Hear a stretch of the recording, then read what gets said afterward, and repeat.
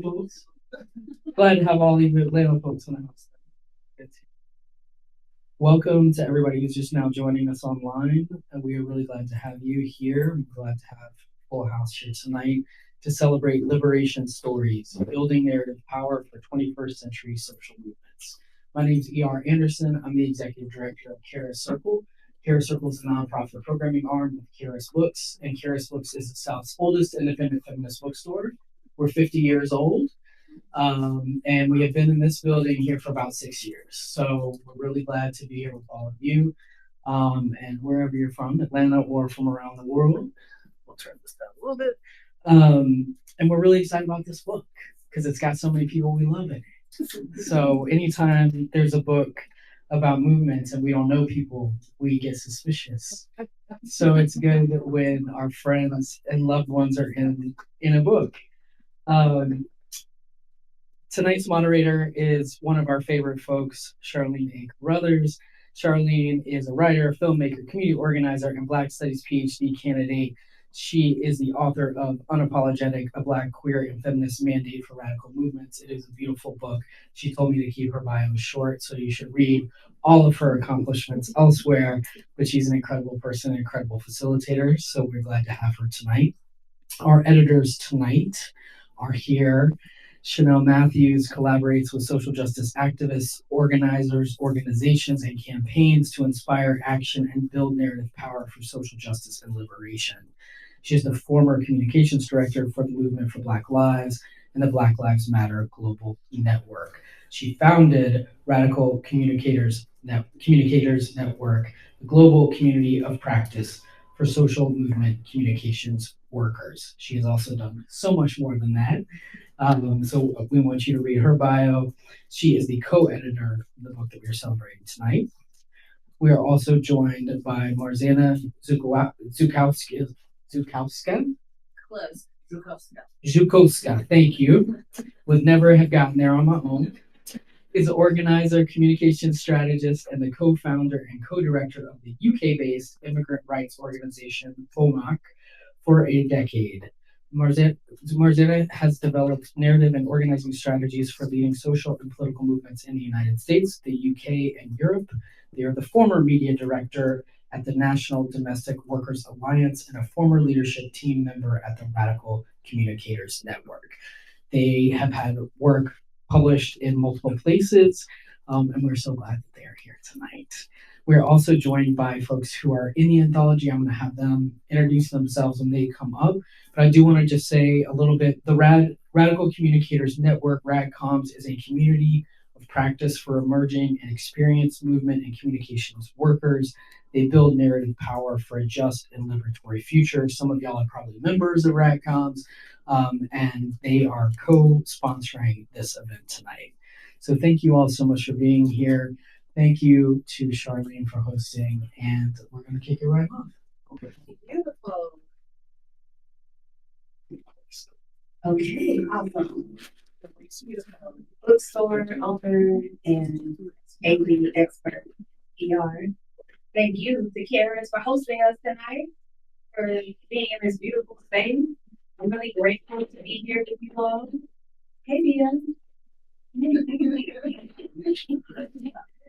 A radical communicator in the building. And so I have the honor of serving as the moderator for the conversation tonight. And I did absolutely none of the work to make this book happen. None of the work to make it happen. But these folks have spent 6 years, y'all, to make this happen. And what we're going to go through tonight is give us a look behind the scenes of how they got here, both as co-editors, and we have the distinct honor and privilege to hear from many of the contributors tonight. And that doesn't always happen with anthologies. So it really is a pleasure and an honor to have them here with us. This is the very first anthology written by and for social justice communicators. Nothing else like this existed before. And we know, as Toni Morrison has told all of us, if there's a book that you want to read that has not been written, you must go out and write it. And they could have sat down, Marzena and Shanelle could have sat down and wrote it themselves. They just said, we're just going to share our knowledge and tell you what I think. We've run some of the biggest, baddest comm shops on the globe, period. Period. It's true. Y'all can have it up for them. That's what I have done. And what they continue to do. But they reached out, like good organizers do, to people across the world to contribute. And that in of itself deserves celebration. So we're going to talk about the power of documenting movement work. We're going to talk about some key case studies and, of course, some of the most pressing social movement fights the last 24 years. And we're going to get some first glimpses at the readings by hearing from some of the authors here and, of course, from the editors. And I was saying, what did I say earlier about, oh, y'all just gonna answer the question whatever way y'all want to. It doesn't matter what I have. And Shanelle, she joked, kind of, but was like, who taught you that? And I was like, well, you. Because Shanelle has also trained me. Shanelle has trained me. She's been a part of my leadership development as a communicator for well over a decade. Well over a decade. Before the movement for Black Lives had a name. I was in training spaces with you. So thank you for that. Thank you, thank you, thank you. And so we're going to start our first very round with just a conversation with the co-editor, Shanelle and Marzena. Could you all, when you all introduce yourselves, can you just say your name and the program for folks as well, please? And then I'm going to talk with them for a little bit, and then we're going to be joined by our three authors, contributors to the book, Fresco, Rose, and Giglietti. And then we're gonna have a little bit of time for Q&A, and I mean Q&A, questions and answers. Okay. If you have a comment, we can do that later. And then we're gonna have a closing. I know some of y'all like to hear agenda, so that's why I shared it. Okay. So, are y'all ready? Okay, wonderful. So Shanelle, what is Liberation Stories and what is the impetus? Like, why did you write it? It's so nice to have. Yep. Shanelle Matthews, she here for that. Thank you everybody for being here tonight. It's really special. My cousin is here, Austin. Amazing. And it's also so nice to have a movement worker be our moderator because they just understand what it is that we do. And yeah, it's really special to have Charlene here. Thank you for saying yes to this. And thank you to Charis for having us tonight. What a special place this is, and to all of you. So Liberation Stories is a text, a case study book that offers a glimpse into how we build narrative power for big, bold, radical ideas. The question that I'm trying to answer is, what is the relationship between narrative and power? And how do we persuade the masses of people toward our side? And our side is to be determined by the narrative organizers, the organizers and movement workers who are doing that. But I want to just pull the curtain back a little bit on the discipline of doing communications for social movements, which is not new. There have been movement workers in the United States, they would have called themselves that maybe at some point, who have been telling stories about a just future for centuries. What was required of us to eradicate the United States of chattel slavery? What was required of us to eradicate this society of the practice of lynching? It took communications workers to expose the oppressive roots of certain stories to awaken people. The concept of being woken comes from nowhere. It's the idea of exposing the roots of oppression so that everyday people understand how their lives can be better or more just. And so while the professionalization of doing communications work inside of a nonprofit context is relatively new, the idea of telling stories to free ourselves is not new at all. And there are many examples you can think about and talk about in my chapter, the metaphor of the Underground Railroad, which some people think is an actual railroad still, because the metaphor was so powerful, but it was a rhetorical device of an influencer of her time, by the way, Harriet Tubman.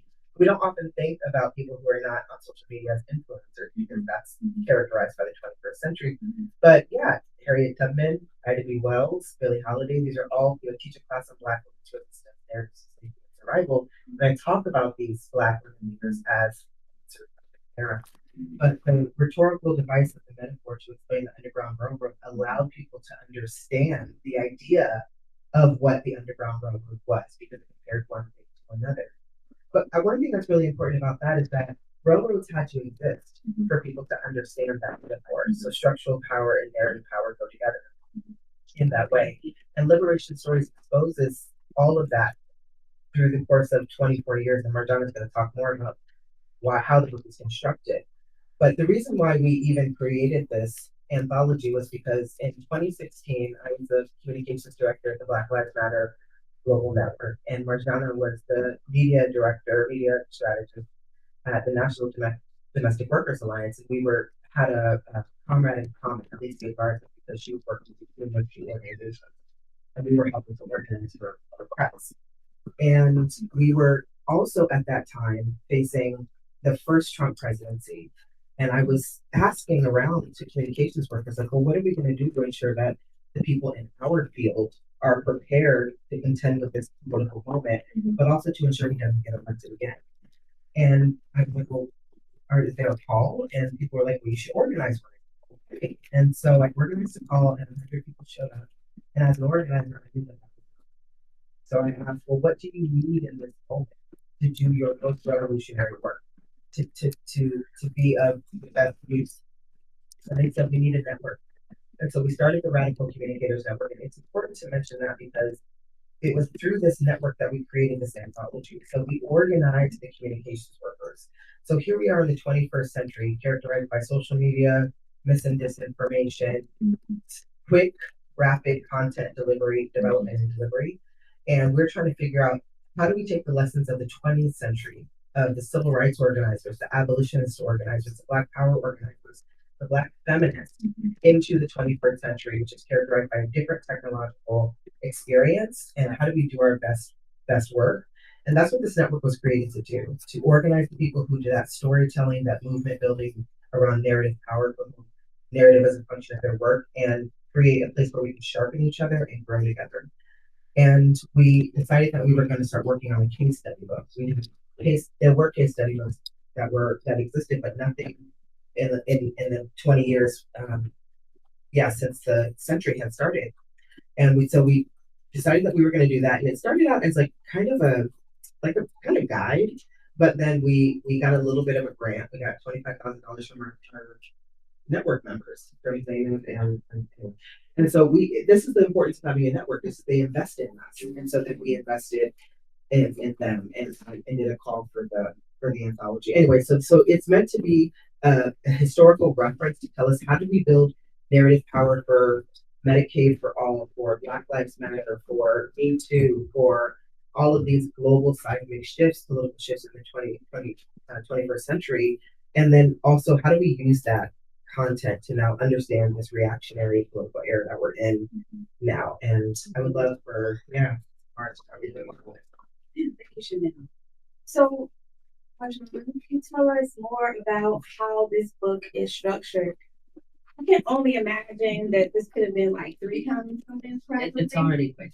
Yeah, and it's like 300 on the list of the year. 300 and 454 pages long in this book. So how did you all go about structuring it? Tell us about what we're going to find if you haven't had a chance to read this book inside this book. Yeah, thank you so much, Charlene and Shanelle. So I'm Marzena, I use they, them pronouns. And thank you all so much for having us. I personally think Atlanta is one of the greatest cities in the world.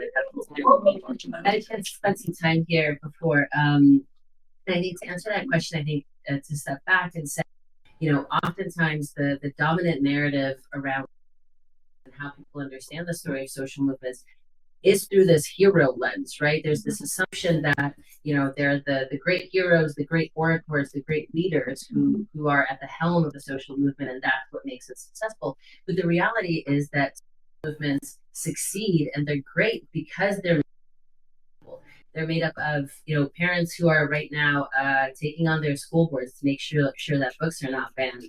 They're made up of domestic work in Atlanta, not talk about the domestic workers movement. Creating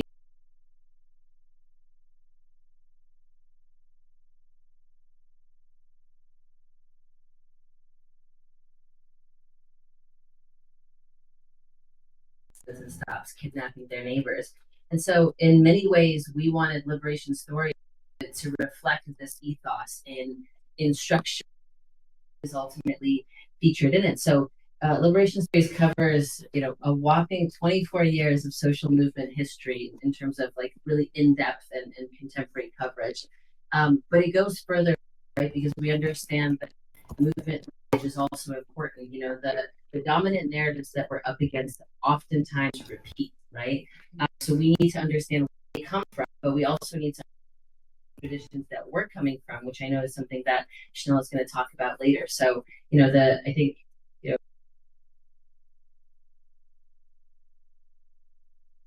the book about the reparations movement, they reach as far back to analyzing their built in the 19th century, so we make those connections throughout. I would also say, in terms of the breadth, it's got 31 chapters, if you count the intro and the forward, 62 contributors. To Charlene's point, it wouldn't have been better, it would have been faster, if the two of us.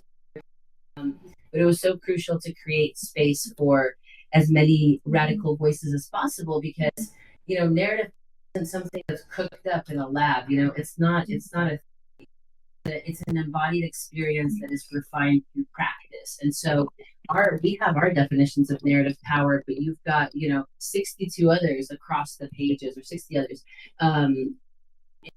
Crucial for those to be in conversation with one another, right? That is the success of power building. And then I think to the last question of that set is that, how we wanted this way is a resource. We want to really pull back the curtain on how narrative power functions. And the same, it's not a theory. It's the images in an article that expose this, right? It's the chants, it's the songs at a protest that give you that, sense of belonging. It's the symbol of the raised fist, right? That motivates us towards action. And it's ultimately the story that we as movement workers tell to make liberation stick. So irresistible. And the book features examples, lots of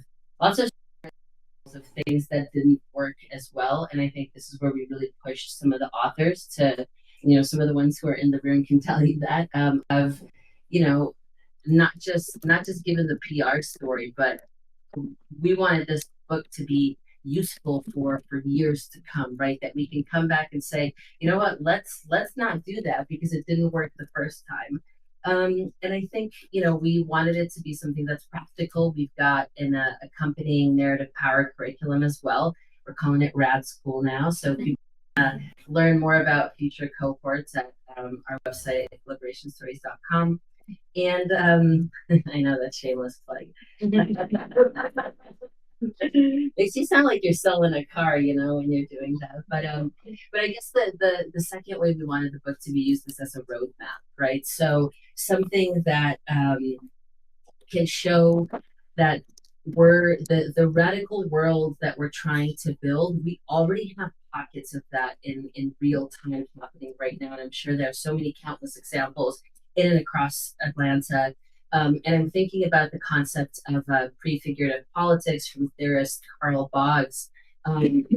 Thinking about the fact that how the end goal is just as important. The how is just as important as the end, because we're constantly every single day to live our politics. And there are so many examples throughout the book that feature.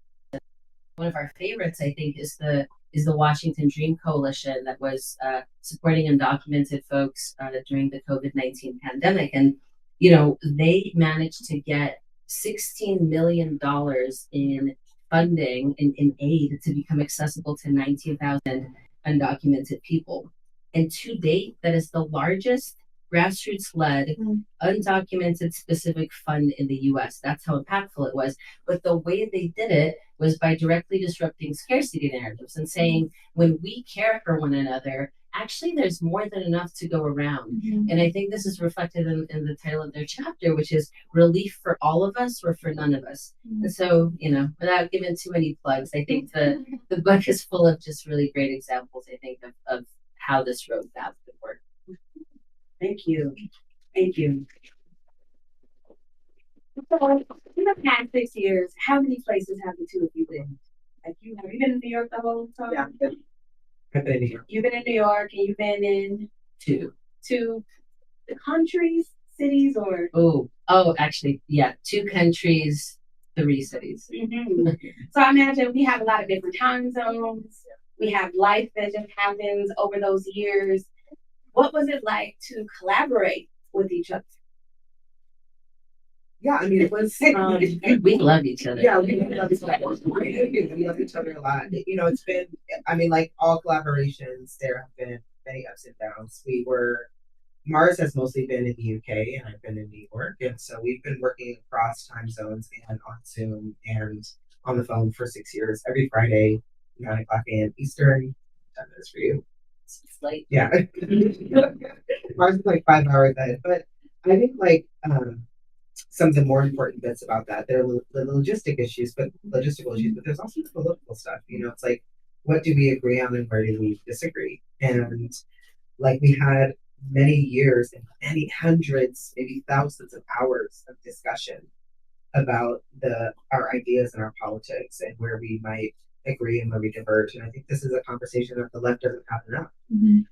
We assume that because we're striving towards a similar vision, that we agree on the strategy to get there. And the reality is, while we overlap in a lot of our values and our principles, we definitely disagree politically sometimes. And we disagree with the authors too, you know. And we were pretty rigorous about the political direction of the book. It was important to us as leftists, as radicals, for the book to have a radical slant. And there were times where some chapters did not reflect them, and we cut them. And that was hard. It was hard because the authors wanted to have a discussion about that. And so that was like confronting our differences in real time. But Mars and I were almost always aligned on those particular decisions. And that we come from similar narrative organizing traditions. We come from leftist traditions that allowed us to be able to move in alignment. But it also like forced us to confront some of how our beliefs diverge and how our differences might emerge also from how we grew up, which is, you know, in different kinds of communities from different backgrounds. No, I think that's really spot on. And in a way, when you're working on a project over 6 years, you kind of you grow up, you grow together, you grow into it, certainly. And, you know, when we started the book, we had an idea that we wanted it to focus on narrative power. We weren't sure how many chapters we wanted, and things just slowly started to emerge. I mean, the hardest part was saying no. You know, both of us, we get really excited, and we had a lot of amazing people reach out. And at a certain point, you know, to your point, Charlene, like the book could have been this thick, but we wanted it to also not become outdated. And if we had spent, you know, a decade working on it, it risked that, you know, I don't know, it might get published in a certain moment where, you know, books like that don't do well. Also, we were told time and time again that anthologies don't do well, that you'd be better off working on a single author book and promoting yourself and your voice. And we felt that was completely antithetical to our values and our principles. And also, you know, we wanted to bring our folks with us. Like we wanted to bring our community, the people that we were learning from, the people who we were having these exchanges with us along the way. And so I think, yeah, from that perspective, it happened exactly the way that it needed to, at the speed that it needed to. Thank you. So let's get into talking about narrative power. So Shanelle, you offer us a framework for narrative power in the book. Can you define that for us? What is it? And then it would be really helpful if you could also talk about your specific chapter on the movement for Black lives and the Black radical tradition as an overall lens for you. Yes. So for folks in the room who are not a part of the narrative power organizing crew, we want to just demystify a little bit about what narrative power is. It's something that we all encounter every day. And in this particular moment of reactionary politics, which is really defined by a desire for nostalgia, move to traditional values, it's really a response to the progressive era of the 2010s, which we talk about now. We're seeing a lot of narrative power being built for conservative or traditional or progressive ideas, right? So we think narrative power, it's really about the ability to tell stories in society, to determine who tells those stories and how they're interpreted. It's about the ability to change beliefs and worldviews and attitudes and behaviors through storytelling. And there are dominant narratives in our society that determine how we think, how we vote, and how we treat other people. For example, today the Squametti decision came down from the Supreme Court that determined that trans youth in Tennessee could not, and their parents could not make decisions about their health and their bodies in ways that aligned with their values and their autonomy. And that is a story. That is a story. Clint Smith is a poet who talks about, statues, right, of our oppressors. And in 2020, we saw a huge decolonization effort where a lot of those statues were pulled down. And I thought that was so important because statues are infrastructure, but they're also a story, right? They're more, he says, they're more than symbols. They're more than iconography. There's a story. It's a story about who matters in this country. So we're surrounded by story, whether it's in the infrastructure around us, the name of a high school, Lee High School, for example, which I think is in like every Black community, Robert E. Lee High School, in every Black community. But the important thing to understand about narrative power is that we can win it and we can also lose it. And so we're in a constant ideological struggle for that type of power. Right now, people are telling you whether an immigrant is a good person or a bad person based on particular characteristics, right? Whether a person deserves to be criminalized based on what they look like or their history or their background. And it is our job to help reframe those ideas in a way that allows us to live in a just and liberatory future. And so the chapter that I wrote, it covers narrative power in the Black radical tradition. And when I first started in the movement for Black Lives, I really didn't understand the Black radical tradition. And Fresco, who's back there, was like, well, it's like this. It's kind of hard to explain because it's like this. And I was like, okay, right. Because the Black radical tradition is many things. It's multidisciplinary, but we are focused very heavily in the narrative element of the Black radical tradition. And so I was talking to you all a little bit about Harriet Tubman. Let me give you another example. So I think about Billie Holiday as one of the first victims of the war on drugs, and also an influencer of her era, right? So Billie Holiday sang a song called Strange Fruit, which many of us know. You should understand it as a protest song. We should understand protest music as music that has a critique of the state that is disruptive, right? So there's a difference between music that makes you feel good and music that is disruptive. And we should think about content in that way as well, right? There's content that makes us feel good and there's content that's disruptive to the status quo. Well, Billie Holiday was an influencer over the time, and there was also a communist teacher organizer named April Miracle living in the Bronx who wrote a poem called Bitter Fruit. Bitter Fruit, okay? And Abel was mad because there was this lynching that happened in Indiana where 3 Black men were lynched. And you guys have seen the postcard of this. And people, the white folks they dressed up, they took their families out and they watched these men be lynched. They took pictures in front of it and then they sold those postcards. Abel is a Russian Jewish communist organizer in the Bronx. He's a teacher. He's a poet. He wrote this poem called Bitter Fruit. He said, this has to go further than me. So he went and he gave it to Miss Holiday. That's where this song comes from. It was a poem written by an organizer, right? So this is also to understand the relationship between culture and organizer, which Fresco will talk about later. So she sings it and it goes viral for the time, right? It goes viral, right? And it goes so viral that she catches the ire of the FBI. She also caught their ire because she's a drug user. And the point here is that when we think about narrative power and influence, that there are different eras and different technologies that we use to share that information and different tactics we use. I also talked about Heidi Wu, who was also an influencer. And she used, like Holiday used, rhetoric, and Holiday used music, and Tubman used rhetorical devices. Then Ida B. Wells used rhetoric, right? She used art of persuasion, and her whole role as a journalist was to convince the white people of the North that they needed to take serious action against lynching, right? And so her tool of choice was the newspaper. That was her tool. So these are, when we think about the Black radical tradition, all of these women fit in that, right? And Black radical tradition is coined by Cedric Robinson, and it's the collective intelligences of Black people over time to beat back against slavery and enslavement and colonial efforts. And we see it today in the fight for the movement of Black Lives and Black Lives Matter. And I'll just give you just two more things, and then I'm going to stop. Charlene.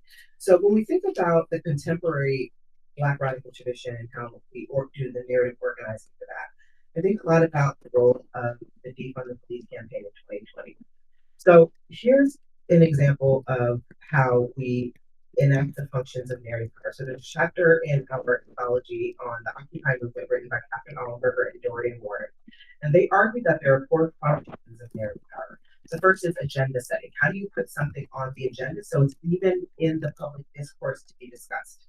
That how do you make sure that we take this for granted in many ways with social media, but how do you make sure that something can be discussed by the public, right? And there are some places in the world where things cannot be discussed, right? So we have to understand that even putting something on the agenda is a strategy. So we, in 2020, we had this major uprising against police violence, against state violence, and for racial justice, and for some of us for Black liberation, right? The different factions that are part of the left.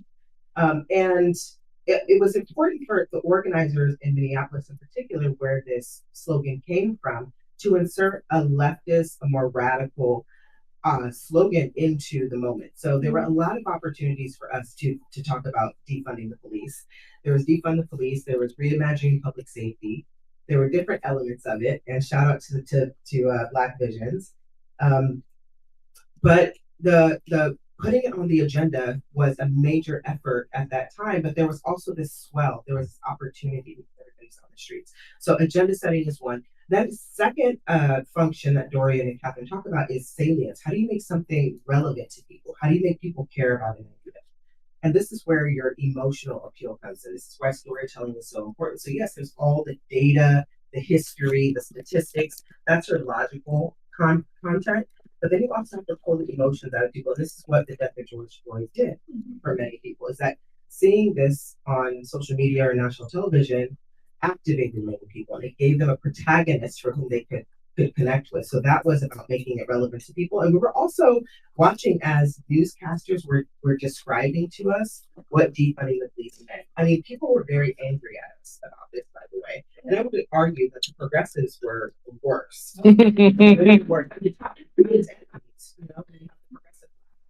And so they were calling us divisive and non-strategic for this. But what I want to say is that, like, defund the police, in terms of making it salient, was an incendiary derivative of an existing term we use, divest invest. But divest invest doesn't have the same emotional salience as defund the police. And so what it allowed us to piss people off, make it a part of the conversation, and then watch people talk about it for 3 years. Right? Watch the Republican Party invest $33 million in the 2022 primaries to try to unseat Democrats by connecting them with this frame. And then also watch abolitionist arguments be in the mainstream media for the first time in my lifetime. And so when we think about salience, it's not necessarily that people always agree, but they understand something. They understand something. That the third part is about persistence. So this is about being able to keep something on the agenda over time despite opposition from from elites. And we told stories over and over again. Here's what alternatives could look like. Here's what we're already trying. Here's why we need to have an alternative to public safety. Here's what defund the police means. We're talking about moving money from policing. We're talking about changing the scope and the size and the budget of police departments and investing those resources elsewhere. And people were describing that for us. And so we knew that they understood what it meant. And in 2022, the Movement for Black Lives did some polling where 80% of Black people who were asked if they wanted to defund the police, and not necessarily in those words, but when we described it to them, they said, yes, that is exactly what we want. But they've never been given an alternative. And finally, I'll end with saying that the final function of narrative power that they identify is changing people's worldviews. And this is the hardest part. It's how do you actually unseat a dominant narrative and supplant it with something new, with a counter narrative. But what I will say is, while we did not change everybody's mind, and that's actually not the function of social movements, and that's not how it works. Although I will say, back to the progressives and the radicals, we did provide a flank. Like, as a left forces saying defund the police made their slogan of reimagining public safety more plausible to everybody. And we did see in 2021, sadly, when the babies and the teachers in Uvalde, Texas were killed, we did see that online people were asking, well, what is that the world of police, right? So we seeded doubt, and I think seeding doubt when it comes to building narrative power is a huge effort and should be considered a win. Thank you, Shanelle. Oh, Marzena, in the effort to get our second panel started, can I start our next segment with a question for you after the panel? Is it okay with you? Yeah. Okay, cool. All right, awesome. We're gonna transition to our second panel, which is with Chinyere, Rose, and Fresco. They're gonna put that up.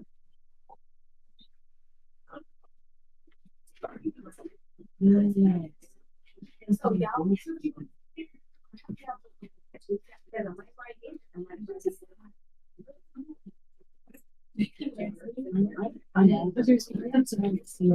here. All right.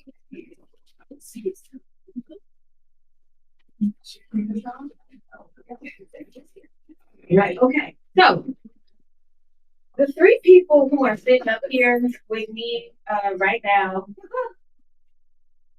I was just talking about you the other day, Rose, with someone. Yep. They'd asked me, oh, I remember who. And they asked me, I was like, yeah, Rose Berry. And I was talking about your, like, how fierce of a leader you are. How you are a leader who's like, what needs to be done, I'll do it. And our experiences I have with UMBYP 100. Chayeti has trained, I won't say a number because I don't know the number. And I'm trying, how do I say this in a way that's not illegal? Legal thing. Allegedly. Allegedly, Chayeti has trained troublemakers all over the world. Trained us all how to be good. Not good, I ain't talking about good trouble. That's not what I'm saying. People who contend with power directly all over the world and has trained me, has literally played such a significant role in our movement that by design people don't know. And won't know. And that's so, I think that's okay. All right. And then last and of like so much important is Fresco. Like, y'all see Fresco's work, but you might not know. You might have felt Fresco's work, but you may not know, like the depth of the work that has been done before you even saw the aesthetic pieces, the wearable pieces, because you didn't enter movement in 2013, right? And so these three people reflect, if you add it all up, decades upon decades of experience and influence and impacts that cannot be quantified or qualified in a book or in anybody's introduction. Mm-hmm. And so I'm gonna stop there. So don't underestimate the importance of you. And if you all have a question for each of you, and if you can just share your names and your pronouns, however you'd like to be addressed, and a little bit about your work. And actually, let's start that way, and then I'll ask a question. If y'all can share your names, pronouns, how you like to be referred, and what work are you up to these days? There's a button up too. There you go. My name's Fresco. Any pronouns work for me. And yeah, my work, the work I'm really proud of, I'm proud this of, but over the past decade, I have really focused in design for different social movements, and building out creative strategies of making meaning through design. And I am currently the director of communications with Dream Defenders.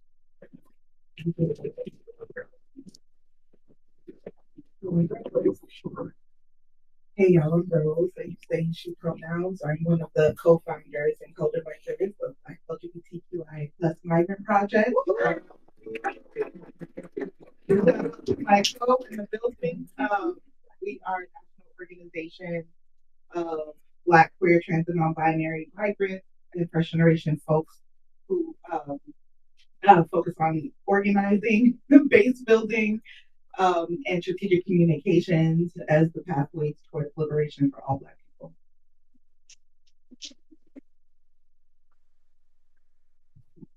Good evening. My name is Shanelle.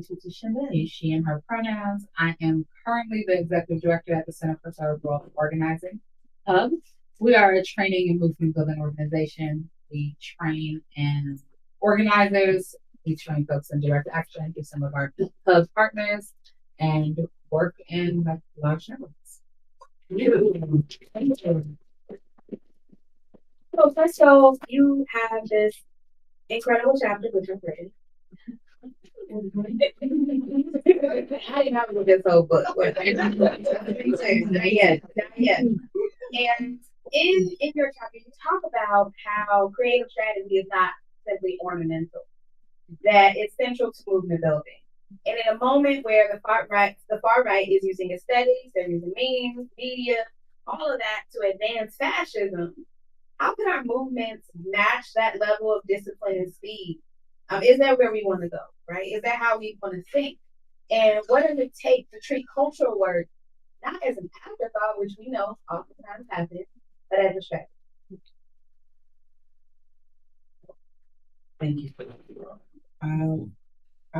When I hear that question, I first think about cultural hegemony, and I've been thinking about and talking about this a lot. Thinking about Antonio Gramsci,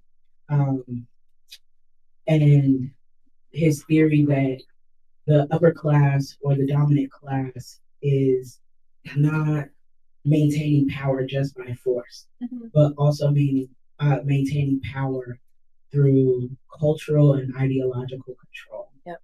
And I think that we are seeing that happen by the far right. We've been seeing it since 2016. I mean, since Reagan. But really, with this political generation, MAGA, the Boogaloo Boys, like all of these different white supremacist factions are pulling people. And in the way that they used to talk about ISIS, and how ISIS was like trapping or grooming young white men or incels on the internet, there's a cultural strategy to absorb white men into incel culture and build them up to be the voting class of future generations. And they're not only buying into this culture, but they're buying into their articulation and illustration of the future and what the future could look like for them. They're also being organized by fear. The idea that they are a dying breed and they will become a minority and they won't have access to all the things that give them power. And so there's a way that when Trump was running during the election season last year, the thing that felt very prominent to me was that Trump was organizing the Latinx vote and Black folks around Trump. I remember Atlanta, he was at the Chick-fil-A at the AUC passing out chicken tenders and milkshake. And I'm like, yeah, that's going to be our next president. Nobody is saying Democrat. I remember Sexy Red being like, yeah, the hood fucks with Trump. Like, yeah, and the hood does fuck with Trump. And yeah, there was a way that when I was in those rooms talking about that, people shook their heads like I saw y'all shake your head. And that makes me cringe because there's a way that radical movements really approach that moment with a level of posturing and political elitism and not a level, and we didn't approach that moment with enough compassion and humanity. And they were getting messages, cultural interventions from the far right that say, come one, come all. We'll figure it out. We'll figure out a place for you, but stay away from those blue pill liberals. And then when people interacted with our content, it was, you have to be this, you have to understand this political analysis, you have to be at this level, you have to understand these different dynamics of power. And then maybe we will think about whether you can join our spaces, or you're safe enough to join our spaces. And so that dynamic brings me to my life's work and the reason that I was excited to write in the chapter. I want to think about design. Well, I'll first say Tony K. Bombaro's mantra, the role of the cultural worker who belongs to an oppressed people is to make revolution irresistible to people at mass. We are supposed to compel people to join us. And there's a way that I want to use design and creative strategies to make people feel connection to our values, to raise collective consciousness, and make people feel like they belong to something. They belong on the right side of history. They belong to something greater than all of us, which is a political value that values humanity, that values just and equitable systems, and freedom and self-determination. And so, yeah, I think the closing thing, I think that we have to relinquish some of the professionalism, all the things that we have upheld, the boring emails. God, they're so boring with the petition. The weird Zoom meetings. We have to really drop all of that and relinquish all the ways that we have professionalized the radical left. And I can't even get past the boring emails I send those but like those nasty graphics, yeah, the way that those will just go on Canva and do their worst.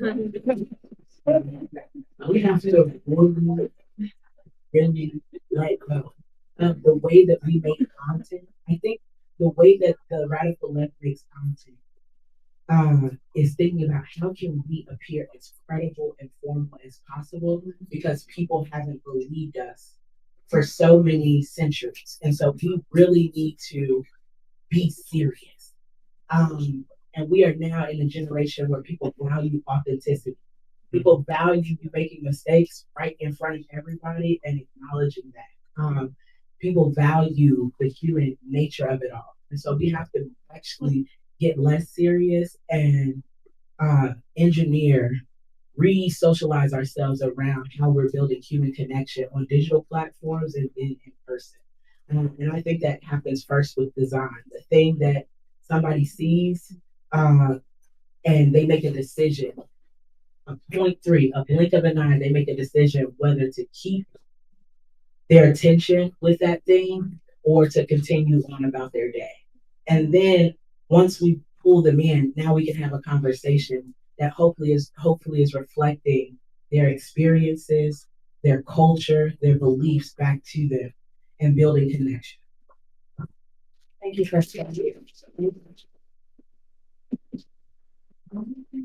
So, Rose, the chapter you're featured in is this wonderful interview.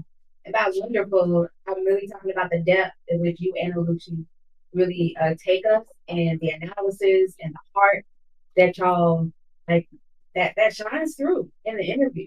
And so thank you for offering that. I know you're not up here with it's both of y'all in it. Just thank you all for your work and for what you offered in this book. And so right now, okay, this question is written away, but I'm gonna ask it a little differently. Because it's just wild right now. What is happening in like with ICE and immigration, customs enforcement. wasn't right. And there's a thing that exists amongst Black people from many different experiences. We are not all on the same page. We are not all, and even within the broader immigrant rights movement, they are surely not all on the same page when it comes to queer and trans and non-binary rights, for sure. And so, what? That's kind of what this question says, but particularly, it's just not the way I talk. So I'm just trying to make it make sense. But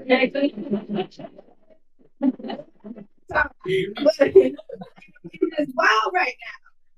And this assumption that, Black people are all in it, we all have the same goal is just not true. Or even that people understand or have a clear picture of what is actually happening to immigrants and migrants in this country. It's just not true. And so, what is the cost of that erasure, the misunderstanding, the intentional spread of just lies and not the full story? Mm-hmm. And what would it take to center immigrant rights narratives mm-hmm. in our various communities? Because I imagine you belong to several communities and not just one. Mm-hmm. So I hope that's okay to refigure the question. Yeah, absolutely. I did not prepare whatsoever, so whatever. Okay. First off, thank you for having me. It's definitely a blessing and an honor to be here with so many folks that I've organized with for many years. I've been organizing for over 20 years myself and racial and gender and migrant justice spaces. And this little busybody right here is Legacy, Charlene. She is named after my mom, who migrated to this country well before I was thought of. And when I think of the significance of telling our stories, I think about my mother. I think about her mother.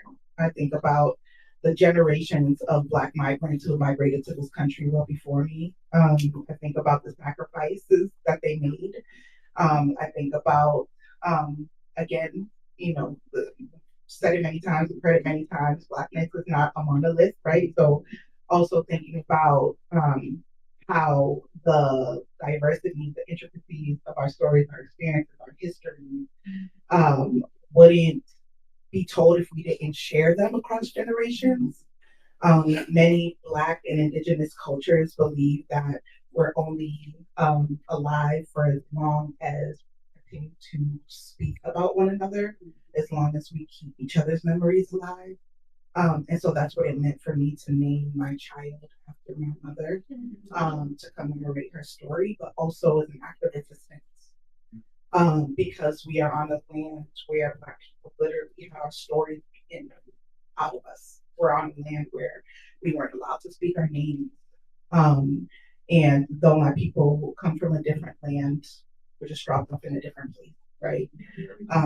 We are all connected, right, through lineage. We're all connected through our Blackness. And that is the importance of telling our stories, is to keep those stories alive and also to tell the truth about our stories. When we founded the LNP many years ago, we knew that strategic communications had to be a centerpiece of how we did our work. Much like folks have already named, oftentimes communications and organizing work is treated as an add-on, as a supplement after the fact. And we knew that it had to be at the center of our work because there were so many dominant narratives that already existed. And those dominant narratives had already been detrimental to Black community, right? We had already been being pitted against each other for a very long time. The good immigrant versus the bad immigrant, right? The immigrants that deserve to be here versus the immigrants who don't. The ways that immigrants were criminalized, and also the ways that Black migrants in general were invisibilized, right? Mm-hmm. The images that we saw of what migration looked like was never Black. And even though to some that might look like a way that we kind of like slipped under the radar, actually what it did is it allowed systems to actually disappear us. because we were still dealing with the intersecting systemic oppressions, but it wasn't visible to folks. So in our intersectional organizing, we weren't organizing at those intersections. We weren't shooting for the Black migrants. We were looking at migrant communities and Black organizing work as separate issues. And it took work. It took narrative change. It took shifts. It took us talking about Black issues in a way that didn't just incorporate migration, but also recognize the diversity of Blackness as a whole. Many of our folks, many Black organizers, many historical Black figures that we look at that were back a part of Black movements historically were either migrants themselves or came from migrant families. And as long as we continue to look at these issues as separate, we're not creating intricate enough strategies that allow us to actually liberate people. Because as long as they're coming for one section, one fraction of our identities, the rest of us are vulnerable. I'm not just a Black person. I'm a Black migrant person. I'm a Black queer person. I'm a Black woman, migrant person. I'm all those things at the same time, and I can't separate my identities, and the systems don't either. Yeah. And so we knew when we created the LMP that we had to not just create our own narratives, we had to counter narratives that already pre-existed our existence as an organization. And we had to do that in a way that brought Black people together, because ultimately, though we have a focus on Black queer migrant liberation, we are focused on all Black liberation globally. And that requires us to create a narrative that is inclusive of all Black. Thank you.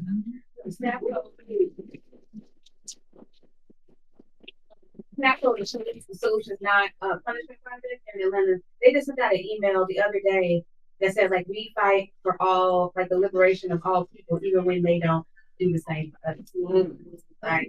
And it's a Black transgender organization led by Black trans woman, Michelle Williams. Or y'all should look it up. Thank you. Chinyedi. So you wrote this incredible piece with the other troublemaker training in Celeste. Faison.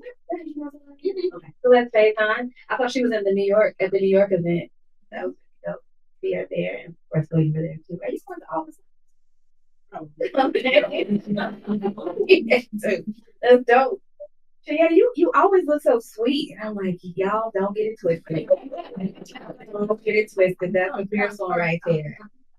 So one of the many incredible things that you and Celeste both do is that you all teach Black direct action, right? Like, you all have developed a theory and a practice, you want to get fancy with language, of Black direct action organizing that is rooted in, as Rose mentioned and Presto mentioned, a lineage of work, a lineage of work, right?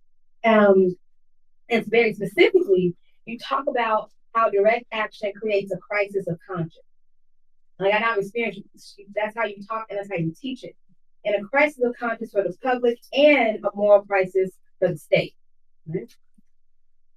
So how do you evaluate whether or not a direct action actually does that? You know, is it, because everything may not do that. And particularly, what could, should, might, has, all of that direct action looks like under authoritarianism. Right? So I've been sitting with the question and the definition for a while in the last book, because there's some underlying assumptions within that definition. One is that the state has a conscience. And when we drafted, thought we were living under very different political conditions and understanding the state as a multitude of actors, right? And within that, there is a collective story, again, that we use the U.S. as an example, that the U.S. tells about itself, right? There are a collection of stories. And when we're talking about the crisis of consciousness, it's in relationship to the stories that it tells. Whether or not we believe in individual freedoms, whether or not you should be able to have first rights at all, let alone First Amendment rights and the ability to, like, redress the government. Like, these are part of the things that not just are in laws, but we say over and over, we take those stories globally and insert and colonize others because they are against supposedly the story that we continue to lie and tell about it, right? So that definition relies on a keen understanding of one, the stories whatever the state tells of itself, and that having a consciousness is a part of it. When thinking about what that looks like under an authoritarian regime and authoritarian rule, I think it becomes very different in that, yes, we can create actions that cause a crisis of conscience for the public, right? And that is the role in an authoritarian regime, is that we actually are trying to cause that very clear line of where are you, the adage of like, which side are you on becomes very clear, and how to do that in ways that invite people in. It's very rarely that you will ever hear me talk about nonviolent use of direct action for many, many different reasons. One, it's not a part of Black lineage and being able to understand what violence is and who defines it and all of that. But when thinking about action causes that crisis of conscience in under authoritarian regimes and fascist regimes, being able to create environments and actions where people feel invited in is very critical, right? But thinking that it will cause a crisis of the state is not necessary nor possible. And I think that becomes very different. So I stand by the definition at the time and think that works under most conditions.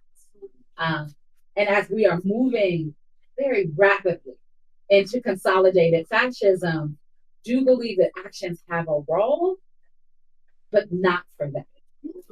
In this moment, I don't believe that the state has a conscience that we can call upon, trying to reflect a mirror back into. It is not possible in this moment. What we can do is create a line that continues to invite some state actors to choose a different side, right? Based on their moral imperatives, based on their financial imperatives, based on what they have deemed to be necessary, but their conscience is not a part of it right now. Thank you, Chinyere. Now, I did not hear it. That's not what you said. You're not telling us to go sit this one out. That's not what you're telling us to do, right? No, I know what, the 92% of us, we have done a lot, and that is not part of what I believe is our role in this moment. Yeah, I do think that actions continue to have a role. Organizing obviously does, and that like when thinking about and looking at historically authoritarian regime change, because that's what we're talking about in this moment, direct action actually has a very critical role in being able to do that and being able to invite the masses into non-cooperation, into understanding that there is a line and that we must use both the narrative power of direct action in our organizing to show where that line is, and to make visible the invisible, which is what is happening, what people want to happen, right? To continue the changes as if nothing has ever happened, and we're going back to something that was, as opposed to going to something that actually never existed in this time before. So no, we gotta, continue to move and be out there and find new ways. Be clear about who the targets are and what the intention is. Thank you, Tiffany. Thank you. Thank you, ladies. Right, so I'm gonna bring back our how are we doing Q&A? So I'm gonna bring a mic around. People need to raise their hand. Two questions from our participants here today. And it can be to any of our speakers. We also have Justin Lewis in the building, one of our other officers. And an online audience. And is there anybody? Oh, yes, please, online audience, if you have a question. We have some folks in the back of the room as well. Are there any other authors or people who are highlighted or interviewed in the book? Or Ruchi, anyone else that I missed? Okay, so make sure I got it.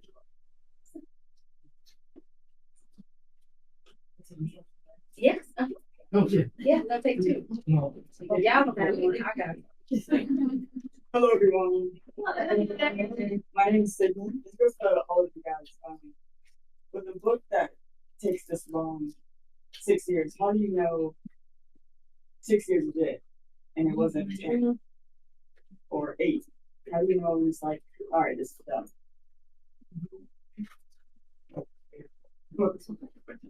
I think that's a good question for the panelists too. Like, even like, how did you know your piece was done? Yeah. Yeah, definitely some folks wanted to work on their chapters for a very long time. Either you finish it or we'll finish it for you. You don't. You absolutely don't. I think it's a leap of faith that you're taking, that this is something that's going to be well received. And I think, hearing from this incredible panel, folks who are, focusing on building a sense of belonging through aesthetics and culture, folks who are thinking about movement lineage and direct action. I think all of those moments are leaps of faith. That is what social movements are. The odds are stacked against us. So without, repeating the same thing over and over, like, we really wanted this to be a movement book, right? Not something that is just a book about movements, but it feels like you're part of the movement as you're reading it. Although, Shanelle, how did you know that we were done? Well, we could have kept going because the movements that we are part of are going. The Black Lives Matter movement is in a longer tradition of Black liberation movements, and so, but I think it was helpful that the times started to change, that we began to enter a reactionary period. And so it's helpful for, I think, the audience to understand that, like, the way that politics works is that we have progressive periods, followed by reactionary periods, followed by progressive periods.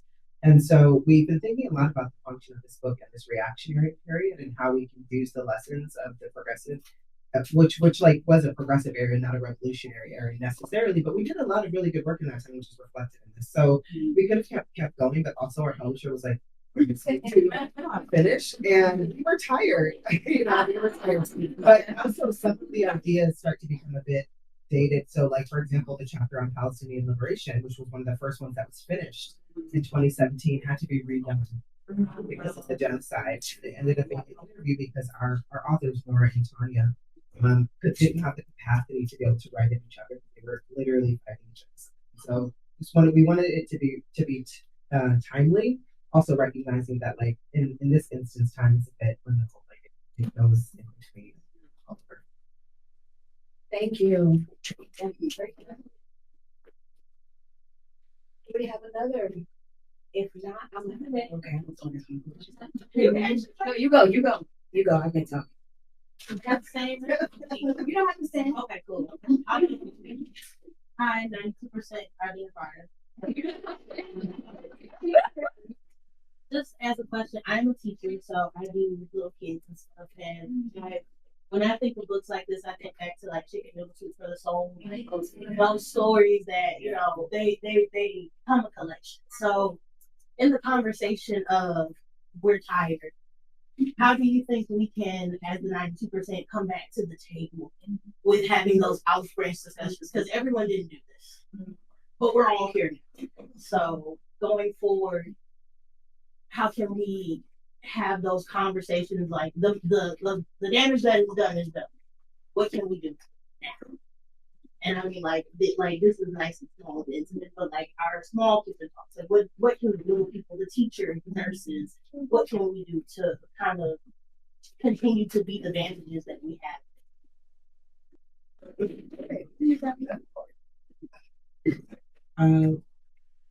Yeah, I have spent the last 2 weeks in a Google Doc about the 92% movement and trying to figure out how to approach organizing Black women around this idea.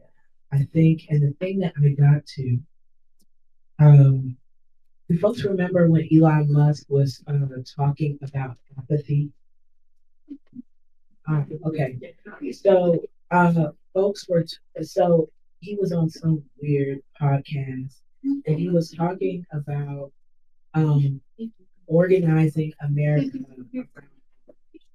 and that what the upper class needed, and what Americans needed to regain their strength, what American men needed to regain their masculinity is a true sense of apathy to oppression and the things that are going on around them because those people aren't invested in the white man's future and the white man's success. And that there's a multi-pronged strategy by the right. And I do believe this 92% movement is a propaganda project of the conservative right to organize Black women around apathy. Something that Black women don't feel and have not connected with for centuries. Absolutely. We need some collective care and it follows self-care this self-care propaganda framework that really dives people into individualism. If I get a massage, my ancestors feel the massage.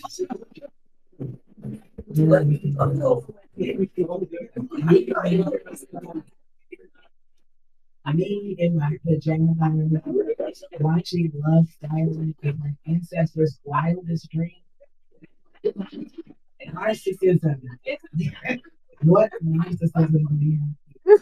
And so, my God, the right spends millions and millions and millions of dollars on brilliant campaigns, brilliant communication strategies. And it is not, and it is no coincidence to me that Black women are responding to uprise around the country and saying, I want to sit this out. There's a way that we have to acknowledge that Black women have been the mule of the earth, as Zora Neale Hurston talked about. And we collectively have to build connection, empathy, compassion. We actually all have to step in with Black women and re-grasp and transform the very fiber of this society. And so in a moment where the right is telling people, aren't you tired? Don't you want to just lay down? Sit this march out, sit this action out, sit this organizing meeting out. We don't need to organize. We actually need to ask all of us to step in because apathy is the most dangerous thing that we could opt into in a moment like this, in this political climate.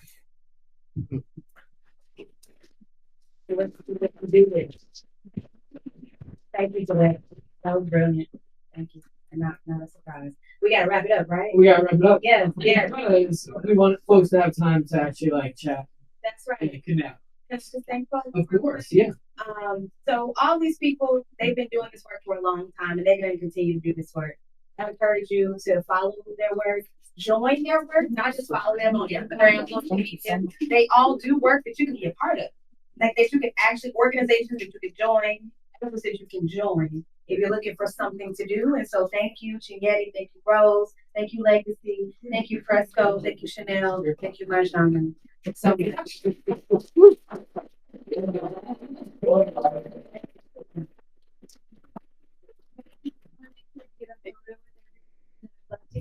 Yes. the room. Faces, have a book. Hold up Just your hold book. it up and that way. And this is Danielle, one of our bookstore managers. Thank you to Daniel. And for our online folks, you can click the teal button at the bottom center of the screen to buy Liberation Stories from Charis. All of our in-person folks, you can buy Liberation Stories up front right after you get your photo taken. Thanks to our online folks for watching with us tonight. We will see you soon.